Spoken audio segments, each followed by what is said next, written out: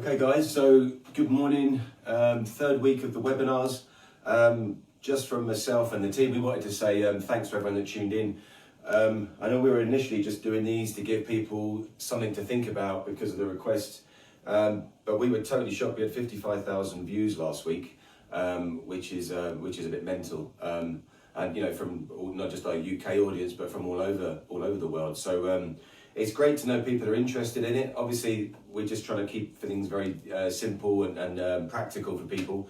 But yeah, thanks for listening and joining in. We had a few people trying the exercises. A lot of people sent in private messages doing the lateral testing, not just inwards control, but also outwards. Just a couple of thank yous this week from people that were doing last week's, or getting involved with last week's talk. Hamish Renwick, as we said, linked to our isokinetic connection. Hamish was working and he actually interacted with a few of the people on last week's talk who got a program from him actually, which was amazing. So they've now got an actual program, strength and conditioning regime to be working through.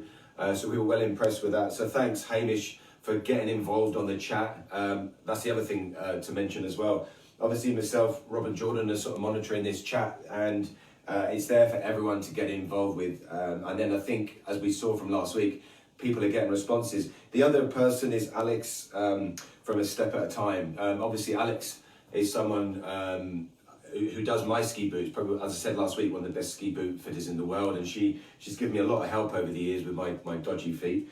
Alex was interacting with people and actually you know, giving some actual real-time feedback and helping people, and apparently now there's already, you know, people that have been skiing with an issue with their boots for over 10 years have now just made an idea of a solution that'll fix quite a lot of things about their skiing technique.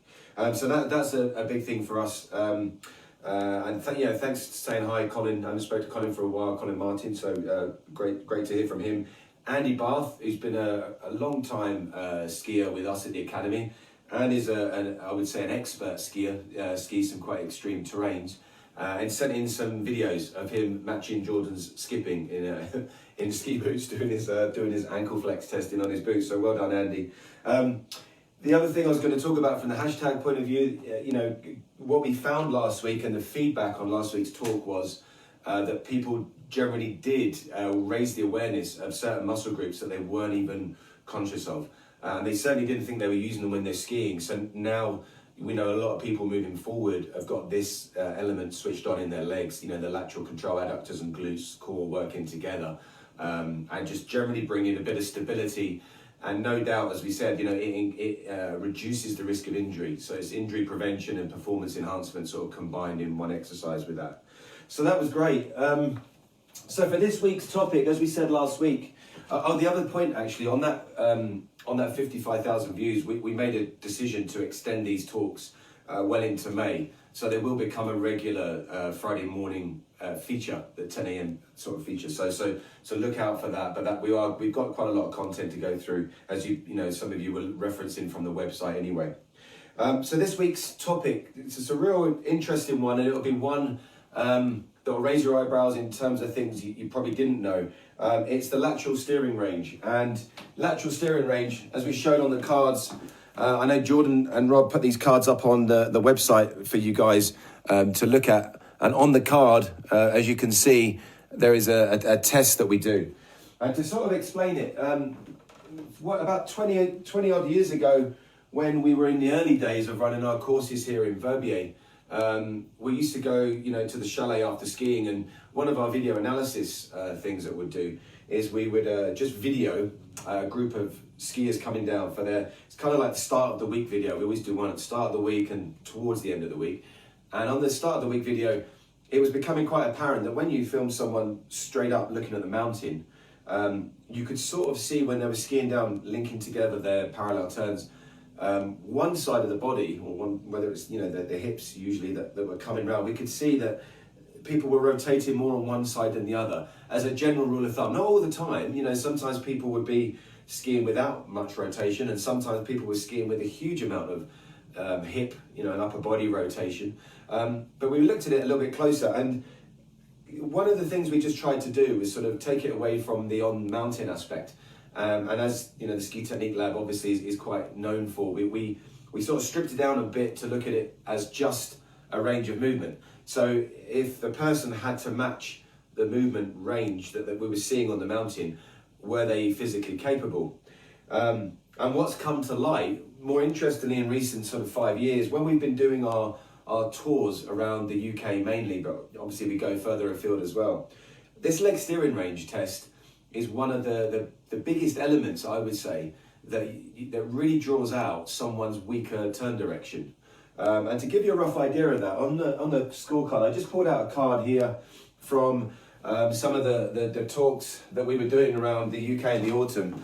It's got other scores on it, but on this card, you can see the leg steering range here, and you've got leg steering range to the left 41 degrees and to the right 60. And what's interesting about that, I think we said the other week, we've got through testing, over 4,000 people on these, and like we said, the ski show in London was always quite good for us because we get a conveyor belt of people on the stand coming through and doing these tests. Actually, I should have introduced my dog here. This is Woody. He's hanging about on today's session. But he'll probably get a bit needy. If someone knocks the door, he's probably going to go mental, and yeah, you'll probably hear it. So the range on that is 41 centimeters to the left, 60 to the right, and we were seeing this pattern repeatedly.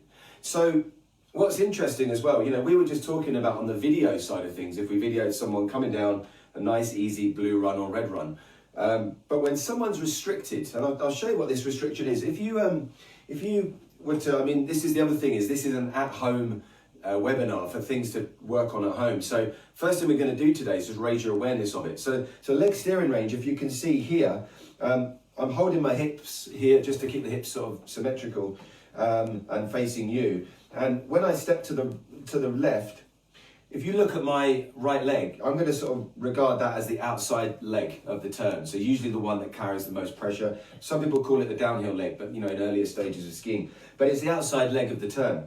And even though my hips are facing you, my leg is steered comfortably, not putting any pressure on any joints, to around about 75 degrees.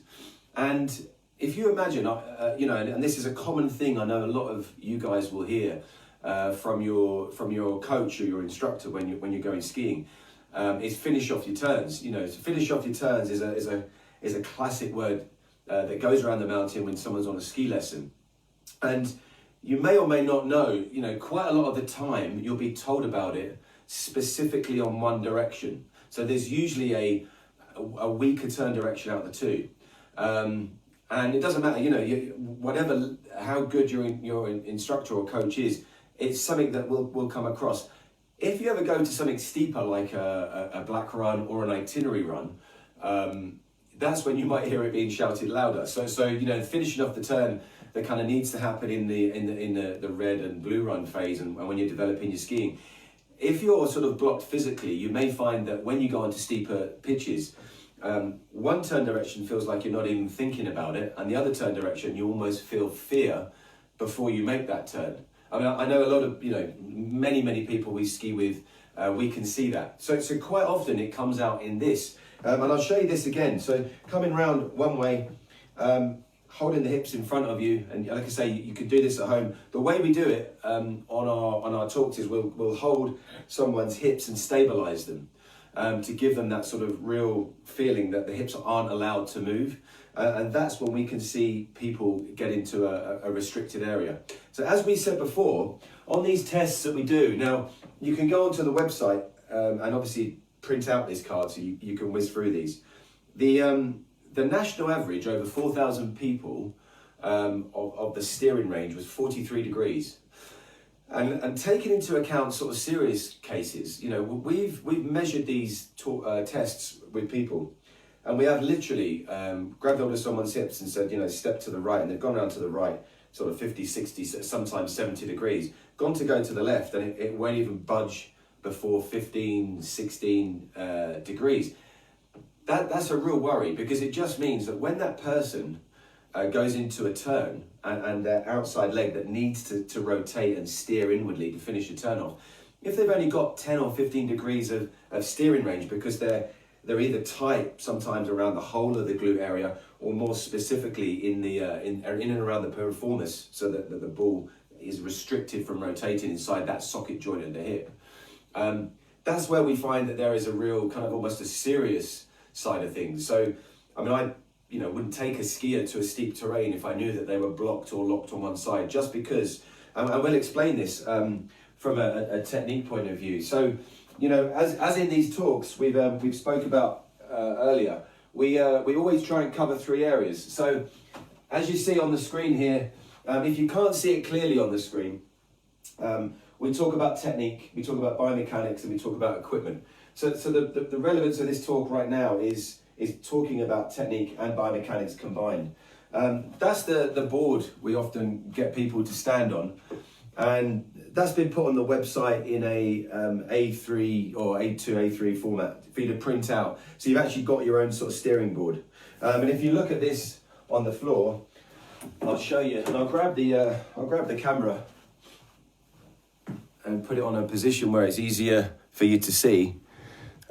So as I step around on the board here, so that's starting at 0 degrees and making little steps around, you can see that my outside right leg is steering comfortably to the left without any hip rotation up here. And let's have a look on the other way. So as it comes around, left leg steering to the right, 70 degrees. So as we, Fiona said our dog is super cute. Yeah, he's liking it. So I'm going to show you some video. And on the video screen here, we're going to do a little bit of an explanation. And some of you can, some of you can't see this. The camera's a little bit closer here now. So as a skier comes through, we're just showing you sort of exercises. And this is just a steering exercise where upper body is trying to remain quite calm and the legs are working out all the steering. Now, this is interesting. This is just a video of a steep, sort of off-piste steep camp we run many years ago in Snowbird and Alta. Alta as a ski area, really steep terrain, amazing terrain. But we did a check. We were checking on everybody that they had the ability to fully rotate and steer their legs left and right. And the reason it's quite relevant, as we'll show you in a second, is there is a skier coming up on the screen who was doing a basic level ski instructor exam. I just want to show you the things to look out for on this video. Is if you look at the skier making their turn towards the right, it's quite a good turn. And if you can look at the zip of the jacket is facing the camera. If you look at the turn towards the left, it's a different type of turn. There's a whole lot of body rotation in that turn. And that skier, when they were tested, they had 60 degrees of their left leg going to the right to finish off their right-hand turn. But when we measured the right leg going towards the left, they actually did have 15 degrees. And this is a guy that used to ski with us in Saas-Fee many years ago. Just gonna let the dog out. Okay. So when they skied with us, to have that difference between 60 and 15 degrees cost that guy his basic level instructor thing, because he was only going to be assessed on his worst turn direction.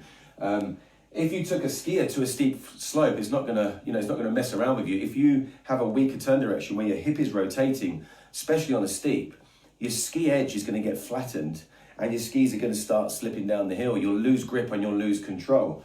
So there's a point of view from a technique aspect that will make a really big difference in your skiing. And you can see it again here, it's a real big rotation. So just to point out those areas, from a technique point of view, if you rotate that pelvis around with your turn, you're going to flatten off your ski edges. Now, there may be aspects in skiing where sometimes you might want to do that, but you've got to know from the point of view of being able to effectively use your edges, grip and control yourself on the mountain, that you don't throw around the hip with you. If you're trying to make this angle here on your skis, once that hip comes around, you can see already that the outside leg becomes much more upright.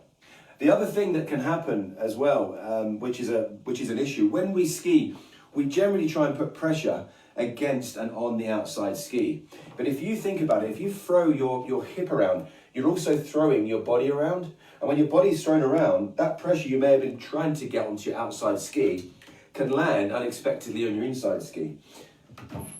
Needy dog wants in again. Come on. Oh, no, he's out. He's staying out. So that's an aspect to look at. So this is a guy doing some turns on a very basic piece. I'm going to show you another skier. And the next skier, this is where it gets a bit more serious, which is why we want you to take a look at it.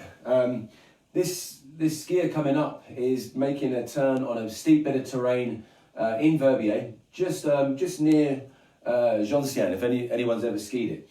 So up in this position, the skier's coming through, making their turn, and what looks like a turn that is pretty good going towards the left. You can see things here where the upper body and the hips are facing down the fall line, just here, so the pelvis is in the right position. That ski has steered so far, when you look down the hill, it's steered to about 30, 40 degrees across the fall line. But to finish off that turn and get control and stability and be safe, that ski has got to go around to around 60, 70 degrees. Sometimes if you're on a really steep slope, it has to come around more. But just at a basic level, we want to know that skier can get to around 60 or 70 degrees. But I want you to watch what happens here, because I'm going to go through it frame by frame. And frame by frame, watch what happens when that outside right ski tries to steer towards 70 degrees to finish off the turn. And I'll talk you through it because it's not as easy to see on the screen. But as this skier comes through and around, taking this back a couple of frames. So just here, coming through, you can see the pelvis, to get that ski to finish off its turn, rotates all the way around to the point right now where the ski perhaps has got to its desired end of the turn, but the pelvis is facing also that direction. So from a skier's perspective, that's something that has made the ski, you can see as it comes through here, made the ski get to a point where the skis have now started to split, okay? So from that perspective, the skis have split and you can actually see the feet now start to separate. So the distance between the left boot and right boot has gone from about 30 centimetres to sort of 40, 50 centimetres. And going through a bit further here, if you watch what actually happens, the rotation starts. So we mentioned earlier that when the hip rotates, it has a knock-on effect of obviously rotating the upper body. And with the upper body rotating, you start momentum off, that the arms start to swing. And once the arms start to swing, another thing can happen where the inside hands can try and rotate around. And I'll show you, have a look at the hands here. So right now, that left hand has dropped to quite a disadvantage, putting even more weight on the left ski. So the more weight that goes on that left ski, the less weight and grip go on the outside ski. And that outside ski is starting to really slip away. But once the momentum starts, especially on a steep slope, and some of you may have found this happening, if ever you've lost control on a steep, it's very difficult to stop that rotation. You can see the position of the hands. Now she's slipping backwards. This skier, by the way, is one of our favourite academy skiers, Michelle. She's a very accomplished skier. And this is in her much earlier days, but she skis, you know, a bit like Andy Bath, she skis quite extreme terrain and is a super competent skier. But like all of us, going through a learning process, these are classic things that happen. But she's very gutsy, which is why she was, you know, throwing herself down the couloir. Just to point out, she's also very smart. She wears a crash helmet, she wears a back protector, obviously always skis with all the safety kit and everything else. But she got herself to the end of the turn and she goes down. But the whole point of it was started because on her right leg, the rotation was blocked at around 30, 40 degrees. And this is in her general skiing. As she comes through the run, you can still see this happen. So a really nice turn towards the right, her stronger side, finished off nicely, feet in the same distance apart. And to the left, there's the split again. Okay, so it's happening even on the flatter terrain here. To the right, nice turn being made. To the left, the feet are splitting again. So that's just something that we want to try and explain to people, that however you ski, and in skiing there is so many elements to work on in your technique, but some very, very basic points for this are these scores. So I just want to show you that card again. I'm going to put the camera back in the other position. The idea behind working around this is really basic from our point of view. The movement range of rotation steering that I showed you earlier is very, very alien to your day-to-day movement. And we often ask people when we're doing these talks, can anyone think of another sport they do or another activity where they make a rotation from left to right in the ball and socket joint? What's interesting, one person came out on our talks in the autumn and said, actually, I do make this rotational movement, this inner rotation, when I get out my cleats on my bike. But then the point was, well, you went to 3 or 4 hour bike ride and then you cleated off for like a split second. It's not relative. And we often make this sort of point. It's not like ever if you want to go and change direction, you change direction by rotating your legs. It looks odd, and you wouldn't do it in your day to day. However, a bit like where we spoke about the ankle flex on the first week's webinar, people expect to go on their ski week, their holiday, whatever it might be, to clip in on the Sunday morning and just expect their legs are just going to start firing up and steering for them. I mean, you probably aren't even aware of it unless you've tried it, of actual leg steering. For a lot of skiers, it just takes place as quite a big body rotation. And we encourage skiers to do certain things on ski courses out here. But sometimes, we know that there's only a limit within a 5-day course, as we said before, that you can get to with a skier.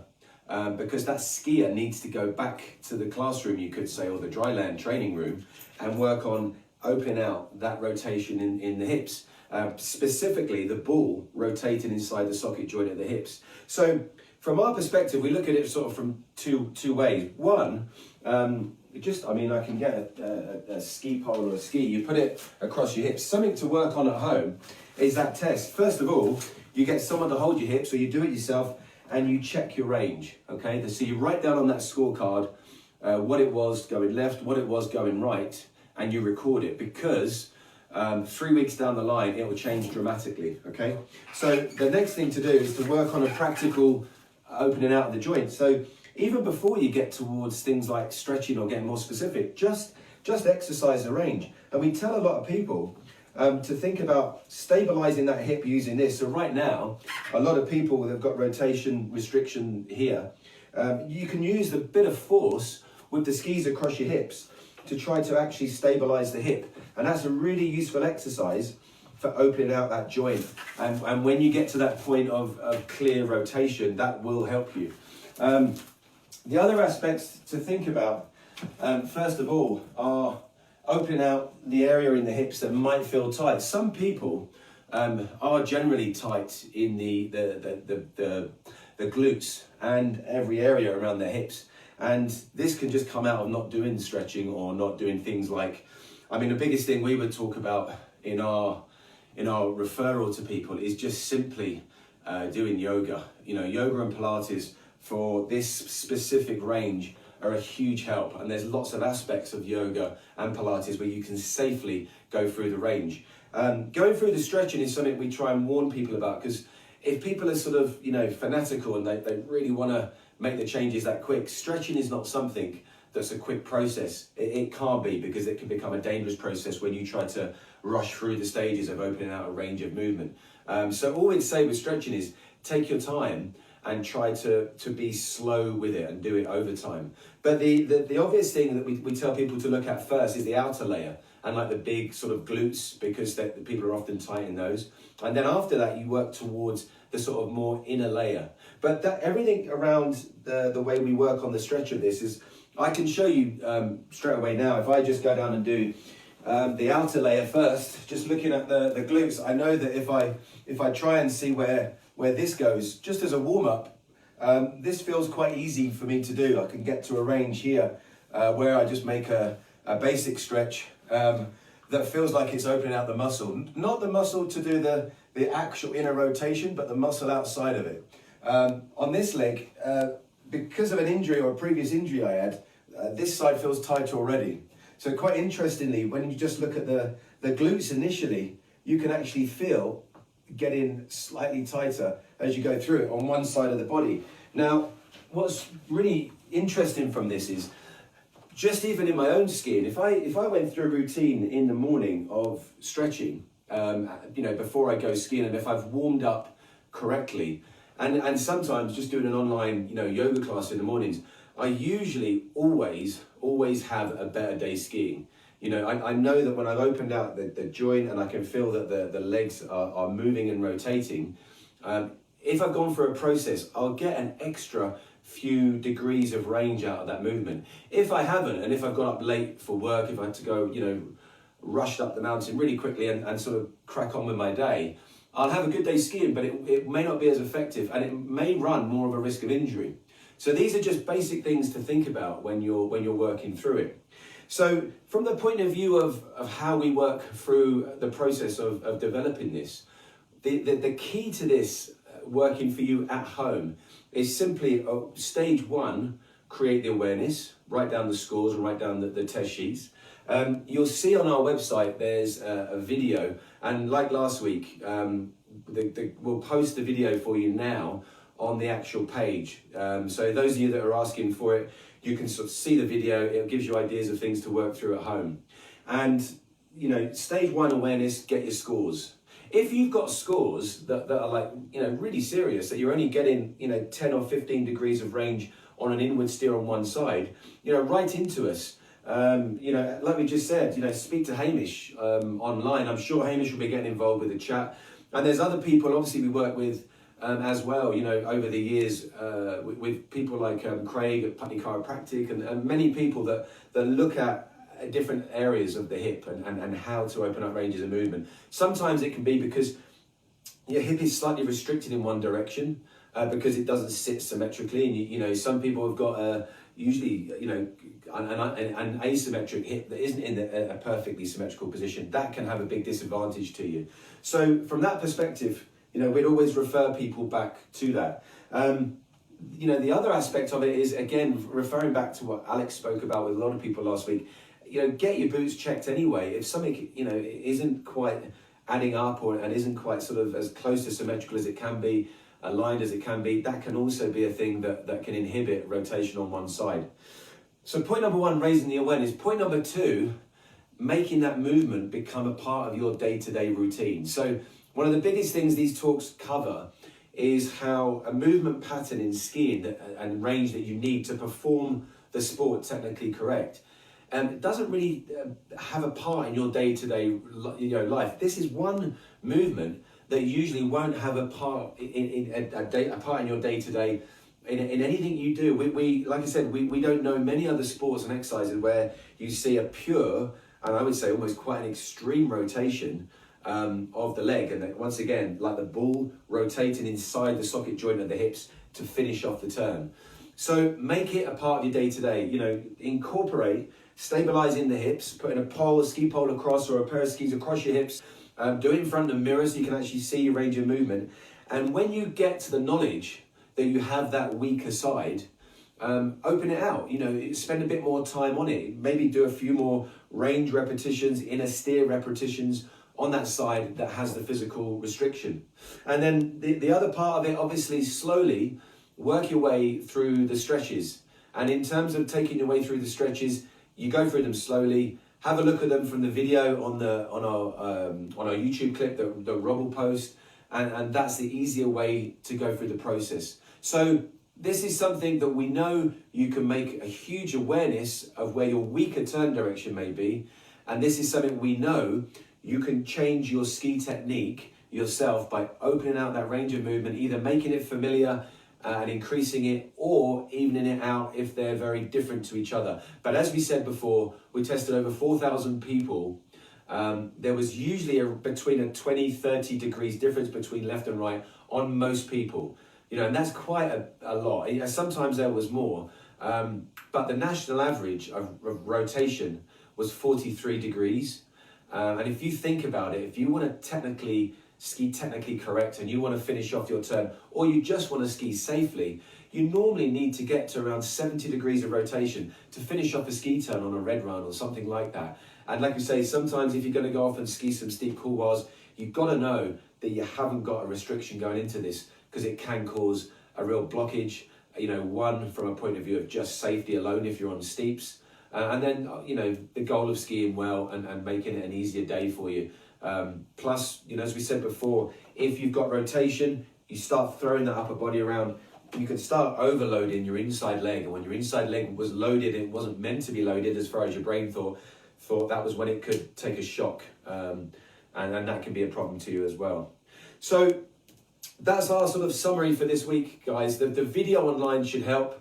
Jordan's been updating the website as well for you guys to have a look at, and how the Ski Technique Lab is portrayed on that. That'll give you a little bit more detail and show you the things you can work through on there, which will give you a benefit. Remember, please keep the questions coming in. As we've said, this is what we're doing at the moment. We're trying to help people with stay-at-home ski technique solutions. People seem to be engaging in it, which is great. So we'll be back next week, the same time. It'll be a 10 a.m. UK GMT time kickoff. The subject next week is going to be talking about angulation. And angulation is one of those things, again, we usually see a clear difference between left and right. When we ask people on our tests to make an angle movement, we can see people making this movement, and we've got a few exercises to show you from it next week. And when they go the other way to make the movement, they can sometimes feel a restriction in the lower back. So we just want to try and make you, again, aware of the movement, see if there's one side that's tighter than the other, and then give you an at-home exercise where, whether it's bouncing against the wall with a pillow down the side of your hip, or whether it's just simply practicing it, we'll be giving you something to work on for that as well. So guys, just feel free over this week, if you're working yourself through your range, take any snapshots of your range limitation left, range limitation right, post them again on the hashtag Ski Technique Lab. That's what we'll be looking in. And if those of you that are not posting there, again, feel free to post on the chat of this group, or to send it to us, as you have been privately over the messages as well. And we'll be doing our best to get back to you guys as soon as possible. We hope you enjoyed week 3 of the webinar. And this one, as we said before, is the classic where people take it away, go and work on it, and they can actually see some major technique changes just because they've made some physiological changes themselves. Thanks for tuning in. We'll see you next week at 10 o'clock. Have a good weekend, guys. Cheers.